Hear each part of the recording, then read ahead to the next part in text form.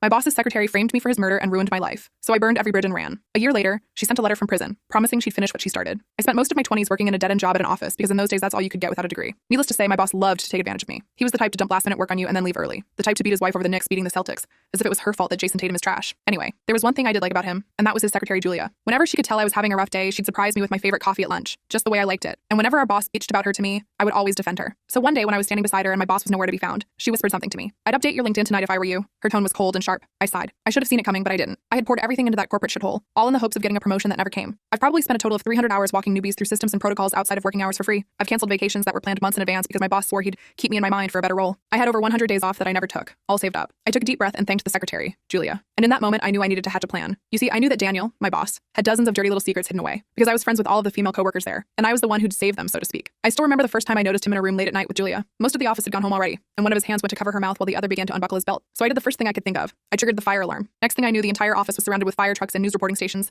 ready to give out whatever juicy gossip they thought they were going to find. I tried to convince Julia that she needed to come forward, that I would be her witness, but she just said the same thing that every other woman in the office said when I tried to do this. "I can't afford to lose this job. Please stop bringing it up." It was heartbreaking every time, and it enraged me to see Daniel getting away with it. But now that I was getting fired, I could do exactly what I wanted. And I always had the ice hockey mentality, meaning I firmly believed that everything ought to be solved with violence, by any means necessary. So one day, I asked my sister if she could hang around outside of work and follow my boss home. For context, she's a bad bitch and looks harmless, so if she somehow got caught, Daniel wouldn't assume it was me behind it all. She managed to plant evidence to frame him for cheating on his wife, which he obviously was. She threw one of her earrings into the backseat of their car, left a pair of red-hearted undies by their kitchen counter, a suggestive note by the plant pot, and as if by fate, it just so happens that Daniel sleeps with all his windows open. So this was extremely easy to do. A few days later, on the day I was meant to be fired, Daniel never came into work. When I asked Julia what was going on, she told me that he and his wife were going through a sudden divorce. I couldn't even hide my smirk. Julia laughed too, but only because she thought it was karma in the works, instead of yours truly. I knew things were getting really good when he finally returned to work, because for the first time ever, he went the entire day without yelling or trying to take advantage of the interns. Like, wow. So that's when I struck again. Or at least my sister did. That day I brought Daniel his coffee, but instead of his usual, it was a decaf latte, along with a side of 3 crushed up Benadryl. And sure enough, he ended up going home early in an Uber because he must have had a bad night's sleep last night. That night, my sister snuck into his home and found his depression meds, and she switched it for some harmless vitamin C capsules. Lol. The next day, Daniel looked like crap. His eyes were bloodshot and glassy, his hair was greasy like he had skipped a shower that morning,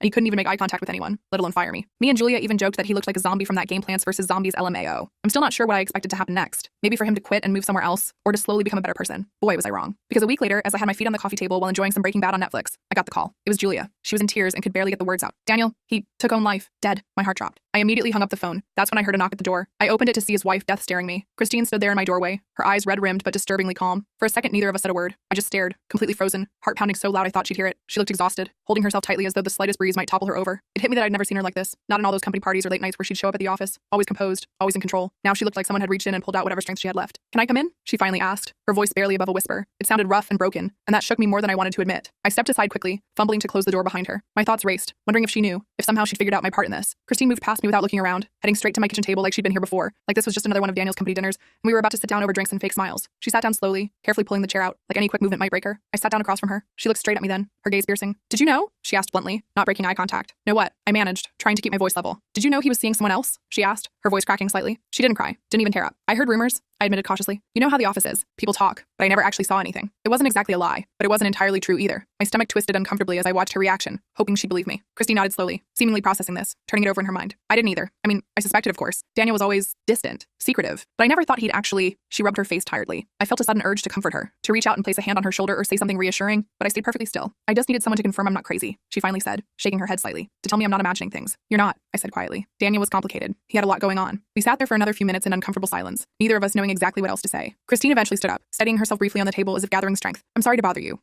I needed to talk to someone." "It's okay," I said quickly, standing up as well, awkwardly hovering near the table. "If you need anything else, just call. Seriously." Christine paused at my door, turning slightly to face me. "Thanks for listening. I guess I thought you might have known something I didn't. If I had," I lied smoothly, "I would have told you." Without another word, she stepped outside, closing the door softly behind her. I stood rooted in place, listening to her footsteps fade away until I couldn't hear them anymore. Only then did I let out the breath I'd been holding, my knees suddenly weak as I sank back into the chair. I didn't sleep at all that night. I kept replaying that conversation over and over, wondering if I'd said too much, if she suspected anything. The guilt pressed down harder than ever, suffocating me as I stared blankly at the ceiling until dawn. In the following weeks, paranoia became my constant companion. I'd glance nervously at every passing car, every unfamiliar face, convinced someone knew my secret. At work, whispers behind closed doors made me tense up, imagining accusations being thrown around. I stopped going out, spent evenings double-checking locks on doors and windows. My sister tried to reassure me, but even her calm confidence couldn't soothe the nagging fear lodged deep inside me. inside me. After 3 months, the anxiety became unbearable. My sister suggested moving somewhere new, somewhere fresh, where no one knew us or our past. It seemed drastic, but I was desperate for relief. We packed quickly, leaving behind everything familiar, hoping distance might finally bring peace. But deep down, even as we drove away from the city we'd called home, I knew that moving didn't mean freedom. Not really. Because the thing about guilt is that it travels with you, no matter how far you go. The nightmare started about a week after we moved to a new city. My sister and I sharing a cramped 2-bedroom that smelled perpetually of the Indian restaurant downstairs. I'd wake up gasping, sweat-soaked sheets twisted around my legs,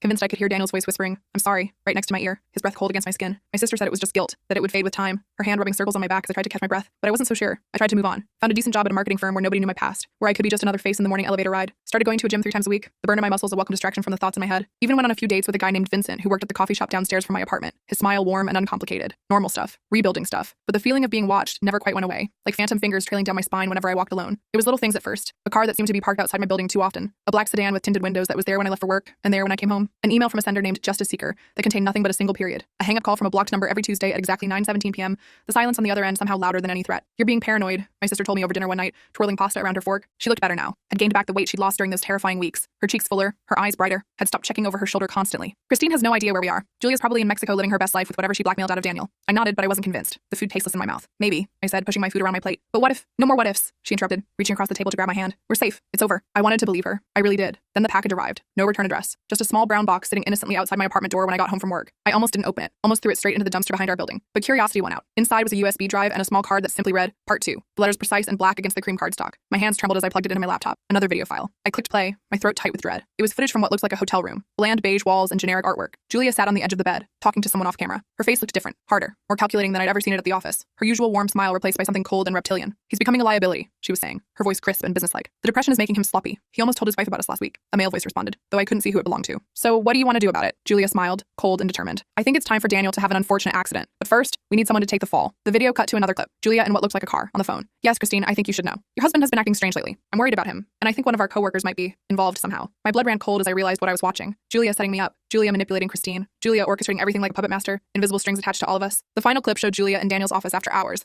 going through his desk with practiced efficiency, replacing what looked like med bottles. Not my sister. Julia. I slammed my laptop shut, breathing hard. This changed everything. I hadn't called Daniel. Julia had. She'd used my hatred of him, my sister's willingness to help, all of it as cover for her own plan. A perfect smokescreen for her own murderous intentions. But who sent this video? And why now? Months after we'd fled. My phone buzzed with a text from an unknown number. "Now you know. What are you going to do about it?" I didn't respond. Couldn't. My mind was racing too fast. 1,000 thoughts colliding. The next morning, I called in sick to work and spent the day trying to track down more information. I searched for Julia online, looking for any trace of where she might have gone after disappearing from our old company. Nothing. As if she'd evaporated like morning dew. By evening, I was frustrated and scared, pacing my apartment like a caged animal. I poured myself a glass of wine and was about to collapse on the couch when my phone rang, the screen lighting up with unknown number. "Hello?" I answered cautiously. "Stop looking for her." The voice was disguised, mechanical, and flat. "She knows you're searching. She knows where you are." The line went dead before I could respond. I immediately called my sister, my hands shaking so badly I could barely hold the phone. "Pack a bag," I told her when she answered. "Don't ask questions. Just come to my place. Now." While waiting for her to arrive, I paced my apartment, checking the locks repeatedly. My mind kept returning to the video. Julia had been the one to replace Daniel's medication. Julia had been the one to push him over the edge. But why frame me? What had I done to her except try to protect her from Daniel's advances? A knock at the door made me jump. I checked the peephole. My sister, looking worried, her overnight bag slung over her shoulder. I let her in and immediately relocked the door. "What's going on?" she asked, setting her overnight bag down. "You look terrible." I showed her the video. Her face grew paler with each passing minute. "Oh my God," she whispered when it ended. "She used us. She fucking used us like pawns in her sick game. And now someone wants me to know that," I added. The question is, who and why now?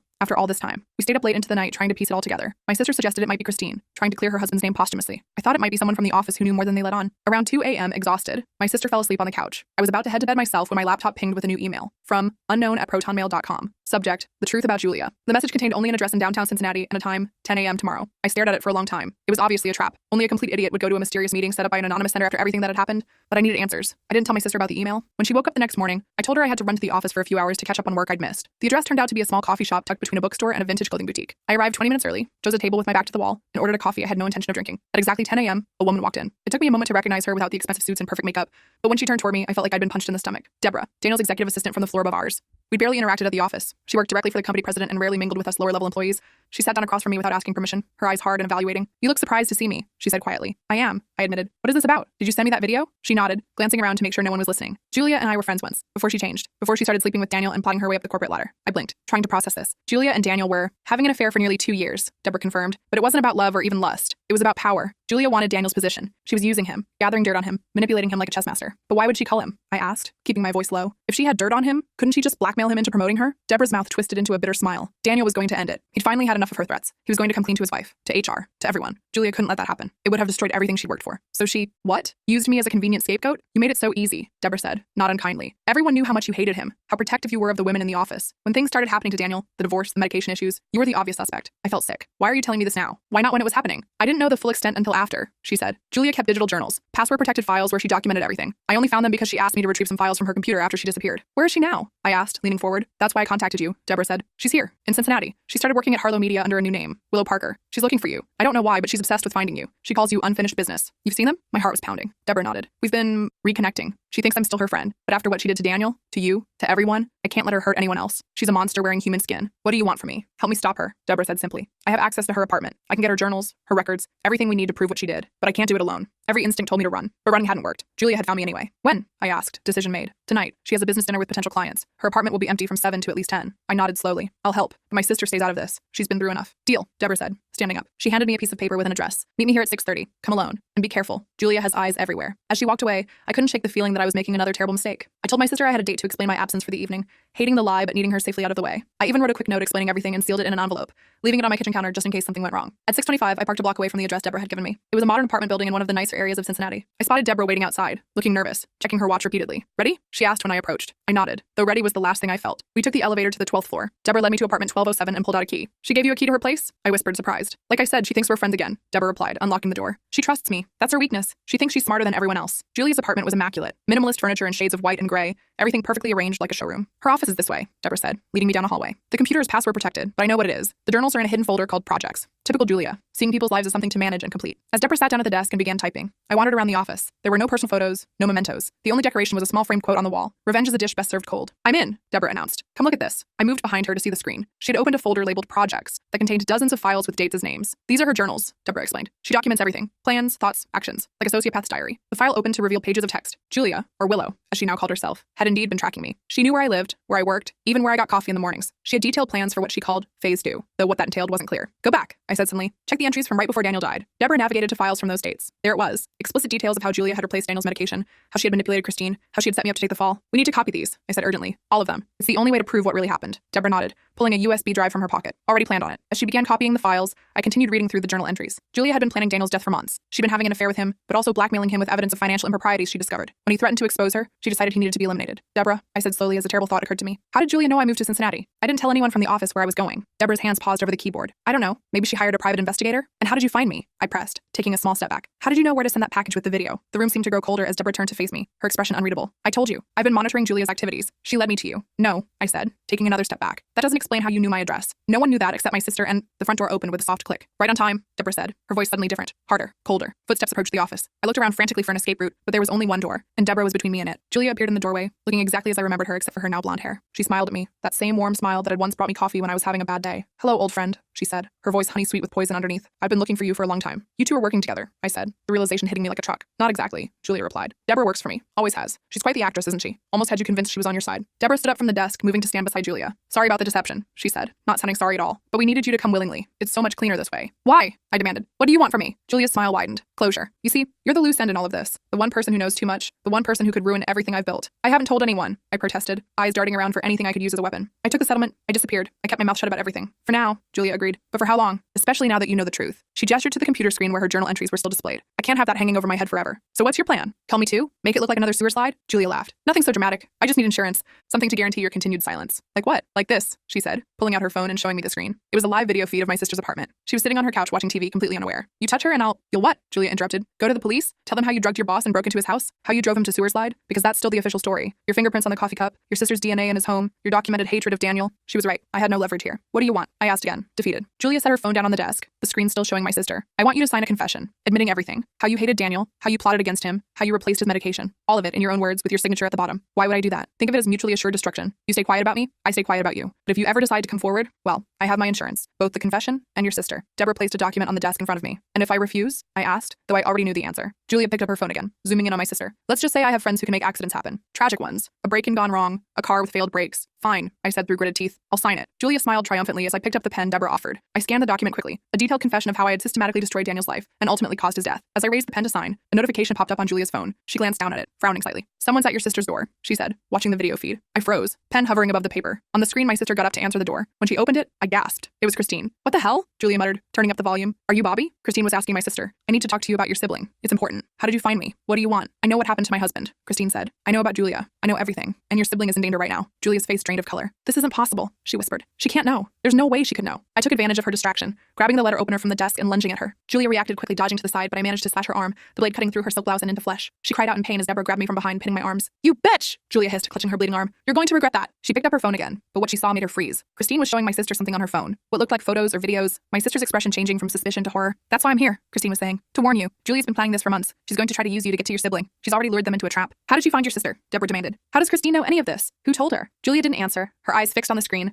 watching as my sister's shock turned to determination. My sister was now making a phone call. Her movement's urgent. We need to go, Julia said suddenly. Now. This whole thing is blown. Someone talked. What about her? Deborah asked, nodding toward me. Julia looked at me, calculation in her eyes. Bring her. We might still need leverage. Deborah started to drag me toward the door, but I fought back with everything I had. I stomped hard on her foot, making her loosen her grip just enough for me to break free. I ran for the desk, grabbing Julia's phone before either of them could react. Stop her! Julia shouted. I managed to hit the emergency call button before Deborah tackled me to the ground. The phone skittered across the floor as we struggled. 911. What's your emergency? A voice came from the phone. Help! I screamed as loudly as I could. Apartment 1207 at the Meridian. They're trying to... Deborah's hand clamped over my mouth, cutting off my words. But it was too late. The call had gone through. Julia grabbed her phone, ending the call, but her composure was completely gone now. We have maybe 5 minutes before cops show up, she said. We need to disappear. Now get everything we need. What about her? Deborah asked again. Julia stared at me for a long moment. Leave her. We don't have time. But this isn't over, she added, addressing me directly. Not by a long shot. I'll find you again. I always do. They fled. Footsteps receding down the hallway. I scrambled to my feet and ran to the computer. The USB drive was still plugged in, the file transfer complete. I grabbed it, shoving it into my pocket. I could hear sirens in the distance. I couldn't be there when the police arrived. Not with my history. Not with the settlement agreement I'd signed. I took the stairs instead of the elevator, heart pounding as I raced down 12 flights, bursting out of the emergency exit just as police cars pulled up to the front of the building. I ran all the way back to my car, lungs burning. As soon as I was inside, I called my sister. Are you okay? I demanded when she answered. Is Christine still there? Are you safe? Yes to both, my sister replied. You need to get here now. Christine has proof, actual proof, that Julia called Daniel, and she knows Julia's been stalking us. I'm on my way, I said. Don't let Christine leave, and don't open the door for anyone else. When I arrived at my sister's apartment, I found them both sitting at the kitchen table, a laptop open between them. Christine looked up as I entered, her eyes hard but no longer filled with hatred. You, she said simply. Me, I agreed, approaching cautiously. My sister says you have proof about Julia. Christine nodded, turning the laptop so I could see the screen. Daniel wasn't as oblivious as Julia thought. He suspected she was up to something. He installed spyware on her work computer months before he died, trying to gather evidence against her. On the screen was an email from Julia to Deborah, dated 2 weeks before Daniel's death. D is becoming a problem. His threats to expose me can't be allowed to continue. The plan is in motion. Our mutual friend has already started laying groundwork with the planted evidence. Once D is gone, the blame will fall exactly where we want it. Then the position is mine. I sat down heavily. Our mutual friend, she was talking about me. She manipulated me into targeting Daniel. Christine's mouth tightened. You still did what you did. You still helped destroy my husband, whether you knew the full plan or not. I know, I said quietly. And I'm sorry. I truly am. But I never wanted him dead. He wasn't perfect, Christine admitted. But he didn't deserve what happened to him. My sister looked between us. So what do we do now? Julia and Deborah are still out there. They threatened me. They tried to force a confession from you. They're not going to just give up. We go to the police, Christine said firmly. I have dozens of emails like this one, plus Daniel's own records of Julia's blackmail attempts. It's enough to open an investigation. I hesitated, thinking of the settlement I'd signed, the non-disclosure agreement that bound me. But what choice did I have? Julia wouldn't stop. Okay, I said finally. But first, there's something you both need to see. I pulled out the USB drive I'd taken from Julia's computer and plugged it into my sister's laptop. The journal entries appeared on screen. Detailed, damning evidence of Julia's plot against Daniel, against me, against who knew how many others. Christine read in silence, her face growing paler with each paragraph. When she finished, she looked up at me, tears in her eyes. He tried to tell me someone was setting him up, she whispered. I didn't believe him. I thought he was just making excuses. I reached out hesitantly and placed my hand over hers. Julia fooled all of us. She was playing a game none of us even knew we were in. My sister suddenly pointed at the screen.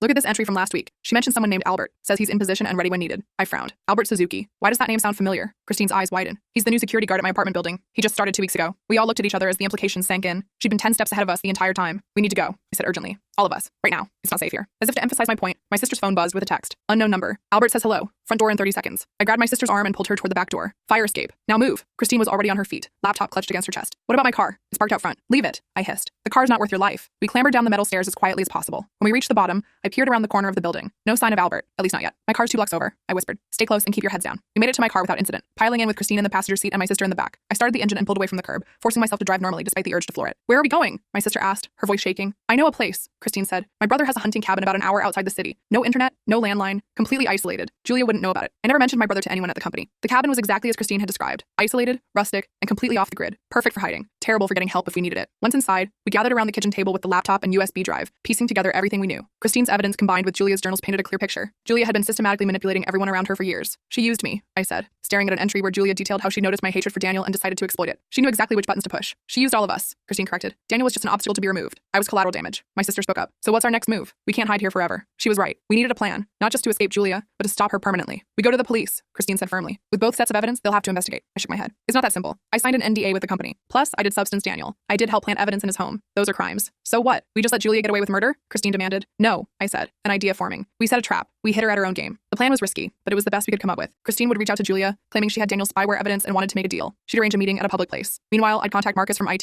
the one person from my old job I still somewhat trusted, and ask him to recover any digital evidence that might still exist on the company servers. The next morning, Christine made the call while I listened on speaker. I know what you did to Daniel, she said when Julia answered. I have proof. There was a long pause before Julia responded, her voice perfectly calm. I don't know what you're talking about, Christine. Daniel took his own life. It was tragic, but cut the crap, Christine interrupted. I have the spyware data, all the emails between you and Deborah, all the plans, everything. Another pause. What do you want? Money, Christine said following our script. 500,000, cash. Then I disappear with all the evidence. Julia laughed. And why would I believe you'd actually disappear? Because I don't care about justice, Christine lied smoothly. I care about surviving. This is business, not personal. Fine, Julia said. Where and when? Riverside Cafe, tomorrow, noon. Come alone. No Deborah, no Albert. I'll be there, Julia said, then hung up. Marcus was hesitant at first, but when I explained the situation, he agreed to help. He still had backdoor access to the company servers and promised to look for any communications between Julia and Deborah. If it was on a company device, I can find it, he assured me. But this is seriously illegal. You know that, right? I know, I said. But it's about justice for Daniel, about stopping Julia before she hurts anyone else. That seemed to convince him. I'll call you tomorrow morning with whatever I find. We spent the rest of the day preparing. Christine contacted a lawyer friend who agreed to meet us at the cafe, posing as a customer but ready to witness anything that happened. That night, none of us slept well. I kept thinking about Daniel's face in that video, the desperation in his eyes as he insisted he was being set up. He'd been telling the truth, and no one believed him. Morning came too quickly. Marcus called as promised, his voice excited. I found something big, he said. Deleted emails between Julia and Deborah discussing Daniel's medication.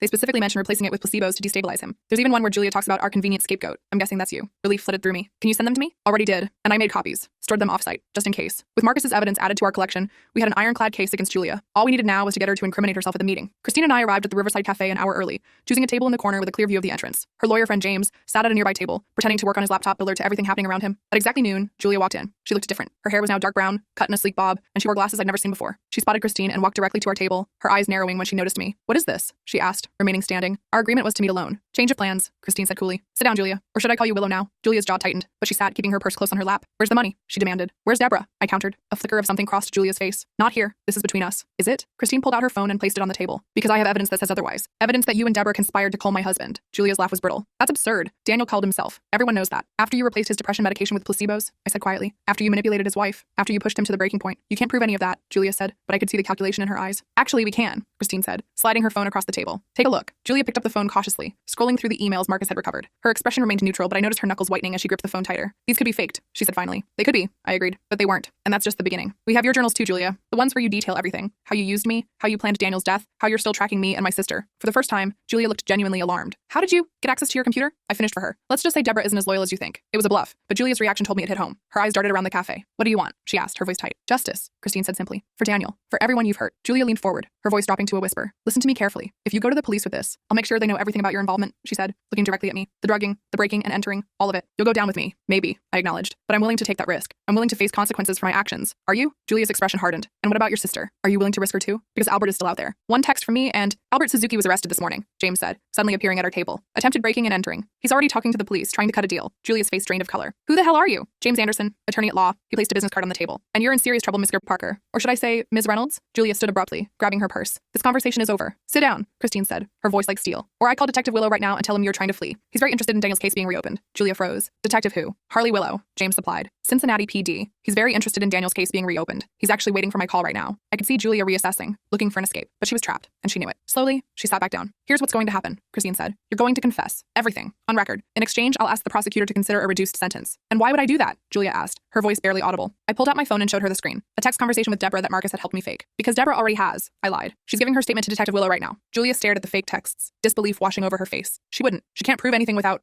your journals, I finished. The ones we copied from your computer. The ones that detail every step of your plan. The ones that are already in police hands. For a long moment, Julia said nothing. Then with a defeated sigh, she looked up at Christine. I never meant for Daniel to die, she said quietly. I just wanted him broken, discredited. I wanted his job. His death was an unexpected complication. Tell that to the police, Christine replied. Tell that to his family. James made a call, and 20 minutes later, Detective Willow arrived. Julia went with him without resistance, her eyes vacant as she was led away. The aftermath was messy, as I'd expected. I had to come clean about my role in Daniel's torment, though Christine backed up my claim that I had no knowledge of Julia's larger plan. The company tried to enforce the NDA, but James argued successfully that it was void due to the criminal nature of what it was covering up. In the end, Julia and Deborah both went to prison. Julia for second-degree murder, Deborah as an accessory. I got community service and probation for the drugging incident, largely thanks to my cooperation and Christine's surprising advocacy on my behalf. You were manipulated, she told me outside the courthouse after the sentencing. We all were. Julia is a master at it. That doesn't excuse everything, but it explains a lot. That doesn't excuse what I did, I said, still unable to look her in the eye. I'm sorry, Christine. Truly. For all of it. She nodded, her expression solemn but no longer hostile. I know, and I believe you. That's why I spoke for you today. We never became friends, Christine and I. Too much had happened between us, but we reached a kind of peace, an understanding born from shared trauma. My sister and I moved again, this time to Portland, where the constant rain seemed to wash away some of the darkness that had followed us. I found work at a small marketing agency where nobody knew my history. She started taking classes at the community college, studying psychology. I want to understand people like Julia, she explained over dinner one night. Maybe help prevent others from becoming like her. Sometimes late at night, I still think about Daniel.